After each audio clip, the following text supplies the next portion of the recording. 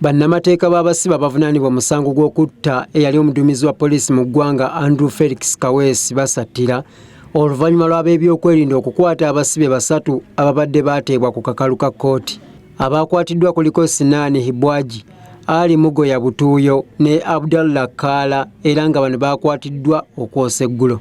Nti abantu basatu baadde balina okulabika mu kkooti leero tebasobodde kulabikako babakutte era tutegeezeddwa nti baterekebwa Kireka naye nga tebanabakutuukiriza kubalaba, so nabo tutandise kati mu kutawuka okulaba oba tusobola okubalaba tulabe embeera gye balimu tulabo basobola okweyimirirwa era tumanye nsonga ki ebakwasizza nga zino ezasooka okubakwasa okunoonyereza kukyagenda maaso oluvannyuma y'emyaka ebiri. Bano be bamu ku bantu 23 abavunaanibwa omusango gw'okutta Andrew Felix Kaweesi awamu n'omusango gw'okubeera abasajja ba ADF. Munnamateeka okwogera bino abadde azze mu kkooti y'e Nakawa okuwolereza abantu be 15 abatannasindikibwa mu kkooti enkulu okutandika okuwera ennemba n'emisango gino. Wabula omusango gw'okubeera ekitundutundu ku ADF, omuwabi wa gavumenti Justin Joy Apoloti abadde talina fayiro yaagwo era nga tasobodde kukakasa kkooti oba okunoonyereza kwaggwa oba nedda.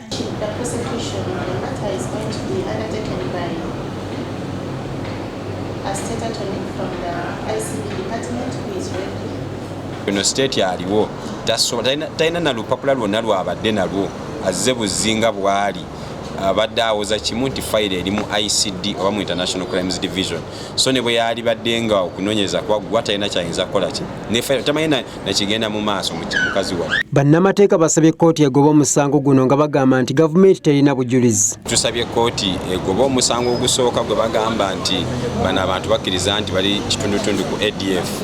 Omulamuzi n'agamba abawaddeyo olunaku olusembayo kubanga batugamba bakyanoonyereza omwaka gumu n'emyezi 6 tebaggusanga kunoonyereza. Omusango gw'okutta Kaweesi kkooti tesobodde kuwa nsala yaayo kubanga fayiro ekyali mu kkooti ya International Crimes Division e Kololo.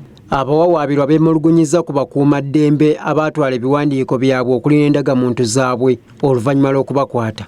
Lukwetaaga okwanisa kaadi zaffe z'amasimu twetaaga oziwandiisa kati batuyambe, gavumenti etuyambe boogere amazima ne poliisi nga batukwata nga batujjako ebintu byaffe batuddize kaadi gundi ID zaffe tuzeyambise mu nsonga z'enjawulo. National IDs tebazirina kati mu High Court babagamba okubata muleete National ID ng'ate poliisi yazitwala.